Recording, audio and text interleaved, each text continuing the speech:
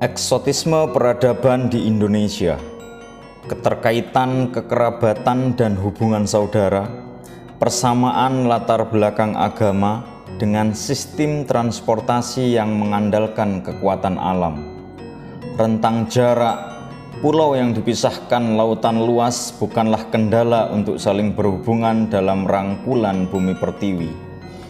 Kanjeng Nyai Jimat, sebuah kereta kuda milik Sri Sultan Hamengkubuwono pertama yang dipergunakan sampai era Sri Sultan Hamengkubuwono ketiga, yang dibuat di Belanda pada tahun 1740, dan sebuah kapal pinisi yang berasal dari Kabupaten Bulukumba di Sulawesi Selatan pada abad 14. Pedang Kelewang Lombok atau umum disebut Pedang Hulu Gajah Mungkur dari Provinsi Nusa Tenggara Barat, dan saudaranya Pedang Hulu Makara dari Kesultanan Palembang Darussalam di Sumatera Selatan. Jarak kedua provinsi adalah 1852 km. Tentunya bukan dengan kereta seperti yang tersebutkan, karena era dari pedang ini adalah jauh sebelum adanya kereta tersebut. Dua bilah senjata perang dengan morfologi, karakter, bahan hulu, dan gaya ornamen logam hias yang serupa. Kenapa bisa sama? Kenapa sangat mirip? Saling menirukah? Manakah yang lebih dulu? Otak saya pun bergerak untuk menelusurinya ketika kedua benda bersejarah ini berada dalam genggaman tangan. Ketika kelewang ini berhasil saya pinang, banyaknya literasi tentunya akan menambah jelas dan terang sejarah dari kedua bilah pedang ini. Tidak ada data tahun berapa tepatnya kedua pedang ini dimulai ada di Nusantara, jadi perunutannya akan dimulai pada era Sunan Giri 1442 sampai 1506 pada Kasunanan Giri Kedaton di Gresik, Jawa Timur, di mana pengaruhnya waktu itu sampai ke Madura, Lombok, Kalimantan, Sulawesi, dan Maluku. Sunan Giri memiliki cucu bernama Syekh Maulana Fatikal yang dikenal sebagai Sunan Prapen, putra dari Maulana Zainal Abidin Ali Sumodiro atau Sunan Dalem. Pada 1408 sampai 1605, pada masa pemerintahannya di Giri Kedaton, beliau menyempatkan ke Lombok dalam dakwah dan perdagangan perekonomian, di mana Sunan Prapen adalah seorang raja, kiai, pujangga, dan seorang empu. Dengan keris angun-angun karya beliau yang masih tersimpan dengan baik sampai saat ini di cungkup makam kakeknya Sunan Giri, sebagai suatu tanda penghormatan dari seorang cucu ke kakeknya atas ilmu yang telah diturunkan. Beliau adalah saudara kandung dari Nyai Pancatanda, nenek buyut dari Ratu Agung yang kelak menjadi istri dari pendiri Kesultanan Palembang Darussalam. Silsilah dari Ratu Agung, di mana Sunan Giri memiliki putra bernama Sunan Dalam atau Maulana Zainal Abidin Ali Sumodiro, yang memiliki putri seorang Nyai Pancatanda, dan memiliki putra Kimas Martayuda Tuwo dan Kimas Martayuda yang kemudian memiliki putri Ratu Agung, permaisuri dari Sultan Palembang Darussalam I. Dan tersebutlah juga Sunan Giri memiliki putra Pangeran Ali Mahmud Nuruddin atau Pangeran Wirokusumo, yang memiliki putra Maulana Abdullah Adipati Sumedang, memiliki putra Maulana Fadlullah, dan memiliki putra Pangeran Sedo ing Pesarian atau Jamaluddin Mangkurat V. Dari beliaulah lahir calon seorang raja, yaitu Pangeran Arya Kesumo atau Sultan Susuhunan Abdurrahman pada tahun 1620 sampai 1704. Inilah pendiri Kesultanan Palembang Darussalam. Penamaan hulu pada pedang ini secara folklor disebut hulu Makara dan hulu Garuda Mungkur. Makara adalah binatang yang dimitoskan sehingga dalam bahasa Jawa kuno diartikan sebagai binatang yang menyerupai ikan, buaya, dan gajah. Tugas dari binatang mitos ini adalah sebagai penjaga dewa Siwa yang pada bangunan candi Hindu diukirkan dalam pintu masuk ke dalam candi.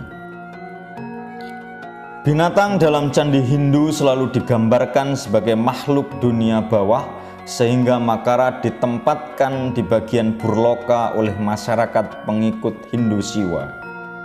Di Jawa Tengah dan Sumatera biasa digunakan sebagai penanda di kaki tangga rumah.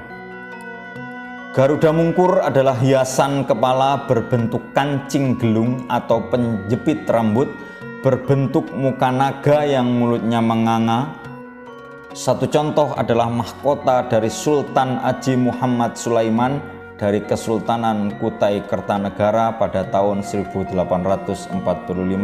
sampai 1899. Dan tersebutlah juga gelung supit urang dengan Garuda Mungkur pada tokoh pewayangan Setyaki.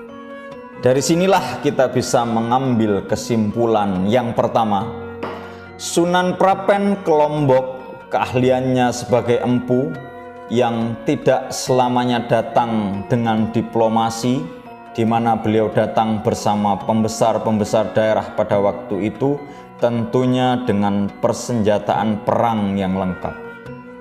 Kedua, Sultan Palembang Darussalam yang pertama merupakan keturunan Sunan Giri yang menikah dengan Ratu Agung yang merupakan wareng dari Sunan Giri. Ketiga, keterkaitan Bali dan kerajaan di Lombok, di mana Makara sudah dikenali oleh masyarakat setempat sebelumnya. Keempat, satu bentuk hulu yang merupakan sinkretisme kultural, hilangnya unsur ukiran dewa dan hewan pada kedua hulu pedang. Benang merah yang bisa kita ambil kesimpulan adalah kedua pedang ini berasal dari satu pendakwah agama yang sama, berasal dari kakek buyut yang sama, dan berasal dari satu empu yang sama, Sunan Prapen. Assalamualaikum warahmatullahi wabarakatuh. Jadi inilah di depan saya dua pedang Makara Palembang dan Klewang Lombok. Pedang yang memiliki kemiripan yang luar biasa dengan ornamen yang begitu mirip, di mana suatu pedang yang berasal dari satu buyut yang sama. Inilah pedang hulu Makara Palembang berbahan tanduk dengan ornamen perak dengan ciri khas Kesultanan Palembang pada ornamen ukirnya. Sedikit selut tanduk pada pangkal dari warangkanya, dan kayunya kemungkinan adalah kayu suanci, masih original. Kita buka bilahnya. Suatu pedang sabet melengkung dengan suatu pamor yang luar biasa, dengan ciri-ciri terdapat fuller pada bilah dari pedang ini. Ujungnya seperti patah, ciri khas dari Kesultanan Palembang. Masih original. Saya memang tidak apa-apakan dan saya tidak akan warangi sepertinya ini bilah pedang ini. Kita lanjutkan yang Klewang Lombok.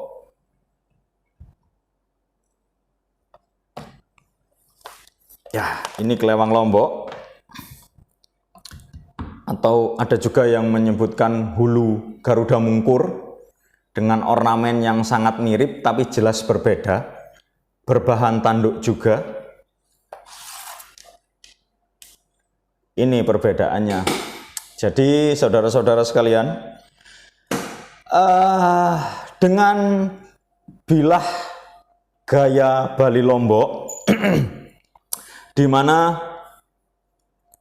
terdapat suatu ornamen yang menyerupai bilah pembuatan keris. Jadi bilah dari pedang ini memiliki sogokan depan dan sogokan belakang, lengkap dengan serawean. Yang depan sampai di sini, yang belakang sampai di sini. Menyerupai suatu pedang suduk marwu karena pada 3/4 ke ujung ini sama-sama tajam. Saya tidak banyak mengupas karena review dari kedua bilah pedang ini sudah cukup banyak. Saya sangat tertarik dengan kenapa pedang ini memiliki kemiripan yang sangat sama. Jadi inilah suatu warisan dari nenek moyang kita yang menurut literasi yang saya baca, kesimpulan dari sekian banyak literasi yang saya baca, kedua bilah pedang ini berasal dari Sunan Giri yang diajarkan oleh Sunan Prapen ke Lombok. Kemudian wareng dari Sunan Giri adalah Ratu Agung dan Sultan Palembang Darussalam yang pertama. Jadi hemat saya kedua pedang ini mirip karena memang kekerabatan. Demikian apa yang saya baca adalah kesimpulan dari banyaknya bacaan yang saya baca. Tidak ada suatu literasi tertulis yang menyebutkan pedang ini dibuat oleh siapa, pada tahun berapa. Jadi saya menarik kesimpulan. Jika ada sesuatu yang mungkin perlu dikoreksi, saya mengucapkan terima kasih yang luar biasa. Jadi inilah hubungan antara kerajaan di Lombok dan Kesultanan Palembang Darussalam. Pedang yang luar biasa yang berasal dari Giri Kedaton Gresik. Wassalamualaikum warahmatullahi wabarakatuh.